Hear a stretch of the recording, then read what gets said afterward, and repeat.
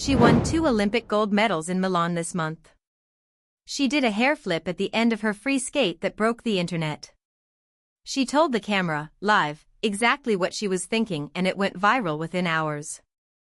She is 20 years old and she is the most electrifying figure skater on the planet right now. And in the middle of all of that, in the quiet parts of the interviews where the questions got a little more personal, she said something that should have stopped everyone in their tracks. She said the sport traumatized her. Not in a vague, this is hard kind of way. In a specific, documented, I blocked out entire years of my own childhood kind of way. Her father told USA Today she had PTSD and would not go near an ice rink. She told Cosmopolitan that watching footage of herself competing at 12 and 13 years old feels like watching a different person and that she chalks it up to trauma, definitely, 100%. She said she just blocked it out. And the world looked at her gold medal, watched the hair flip video again, and kept scrolling. This is the video that does not do that. Let us lay out exactly what we are talking about, because the details here matter and the media coverage has largely glossed over them in favor of the comeback narrative. Alysa Liu started skating at 5 years old. She was competing at 6. By the time she was 10, she was training at a level most adult athletes never reach. She was homeschooled so she could train more. She graduated high school at 15, a full year early, specifically so she could spend that last year before the 2022 Olympics doing nothing but skating. She was at the gym by 8 in the morning and was there for the next 11 or 12 hours. She skated every single day. No days off. And throughout all of it, from the very beginning, the people around her were monitoring and commenting on what she ate and drank. She was told, from childhood, do not eat that. Do not drink that. She was a child. Going through puberty. Being told constantly that her body needed to be managed. Think about that for a second. Think about what it does to a kid to spend the most formative years of their life in an environment where their food is scrutinized, their schedule leaves no room for anything that is not skating, their social life is limited to the rink, and every single day is organized around performance. Think about what that does to a developing brain, to a developing sense of self, to a kid who has not yet figured out who she even is. Alysa Liu told us. She told us exactly what it does. It traumatizes you. It makes you avoid the rink at all costs. It makes you block out your own memories. It makes you feel like the person you were at 13 is a stranger you barely recognize. Here is what makes this so much harder to sit with. Arthur Liu loves his daughter. That is completely clear and completely undeniable. He built his entire life around her development. He sacrificed things most parents never even consider sacrificing. He fought for her when the establishment tried to sideline her. He protected her from the Chinese government's attempts to recruit her. He is, by every visible measure, a devoted father who wanted the absolute best for his child. And his daughter ended up with PTSD from her childhood. Both of those things are true at the same time. And the discomfort of holding both of them at once is exactly the conversation elite youth sports refuses to have. Because the story we want to tell is the one about the loving, brilliant, unconventional father who built a champion. The story is much harder when you add the part where the champion herself describes her childhood as traumatizing. Arthur's coaching style was intense. Alysa's coach Philip DeGuglielmo, who has worked with her for over a decade, said that before her retirement she just did everything people told her to do. She never questioned it. He connected this directly to her age. To the way young people do not yet have the framework to push back against authority. But what he described is also a child in an environment where her own instincts and preferences were secondary to external direction. Where she did not have the space to say I do not want to do this today. Where compliance was the baseline expectation. That is not a monster story. That is the completely ordinary story of elite youth sports culture, playing out in a family that genuinely loved each other, producing a kid who could not go near a rink at 16 without freezing up. Now here is the piece that nobody is connecting publicly, and it is the most important piece of this entire story. Alysa came back. She won the gold. She skated the best performance of her life. And the entire comeback narrative has been framed as proof that the system worked. She got through the hard part, she took a break, she came back stronger. Happy ending. Roll credits. But that framing erases something crucial. She did not come back to the same system. She came back to a completely different relationship with the sport. Listen to the difference in how she describes training before retirement versus after. Before. I skated every single day. I did not get a day off. I was there 11 or 12 hours. I did everything people told me to do. I never questioned anything. I did not get to explore my own brain or my own hobbies.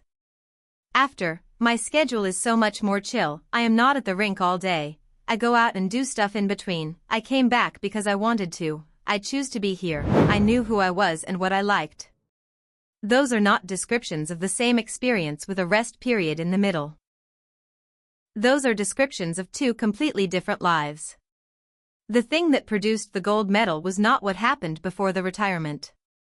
The thing that produced the gold medal was what she built during the retirement. The identity. The autonomy. The ownership of her own choices.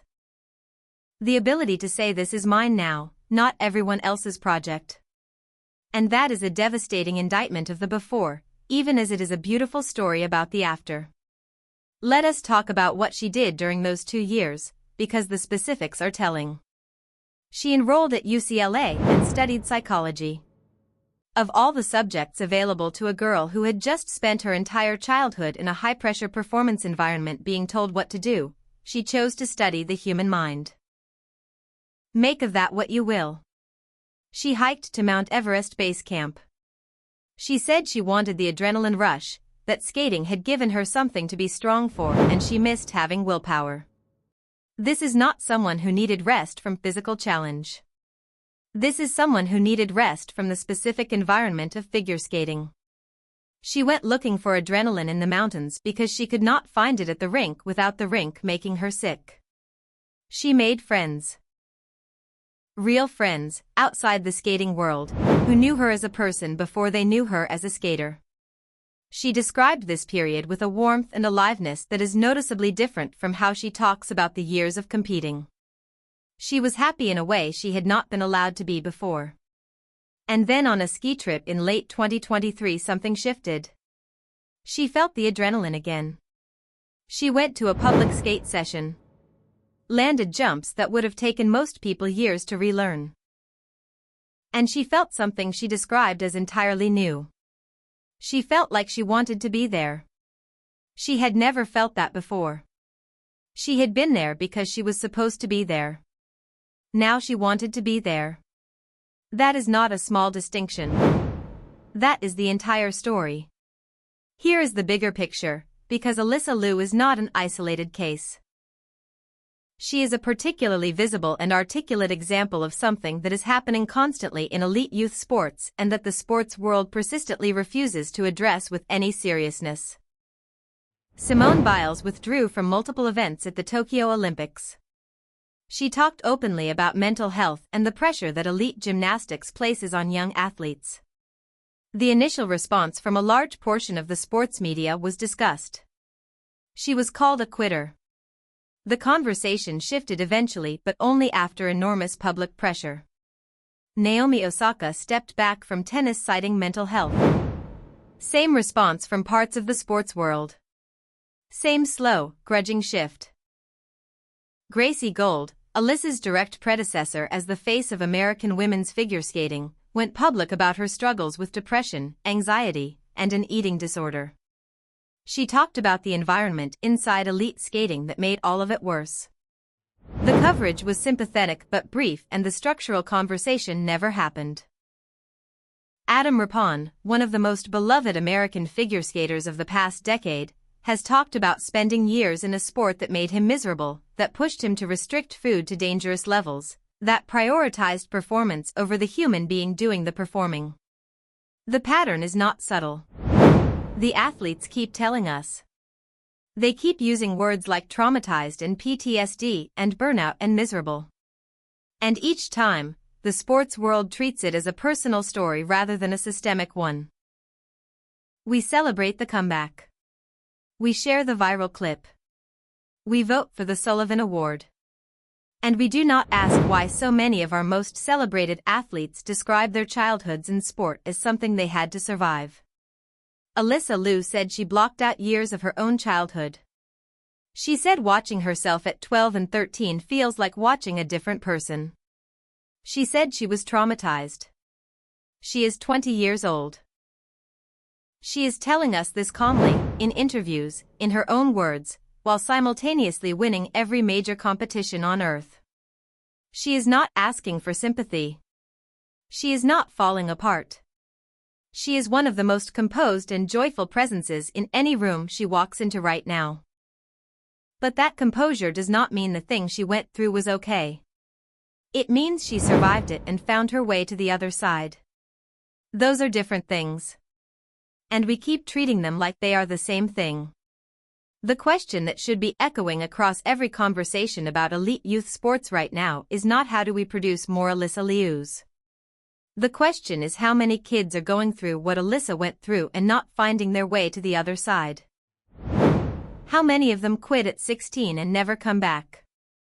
How many of them carry the PTSD and the blocked memories and the food anxiety forward into adult lives that do not have a gold medal at the end to make it feel worth it?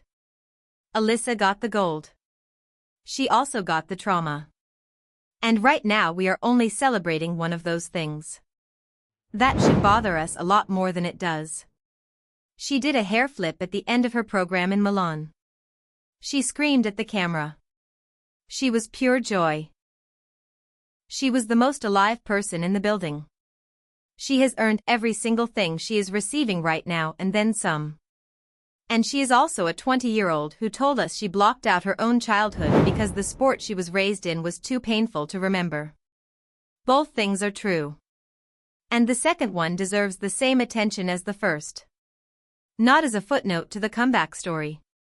Not as a single line in a profile before moving on to her outfit choices. As a full reckoning with what elite youth sports does to the children inside it, using her own words, her own experience, her own testimony as the starting point. She gave us the quote. She has given us multiple quotes. The question is whether anyone is actually listening.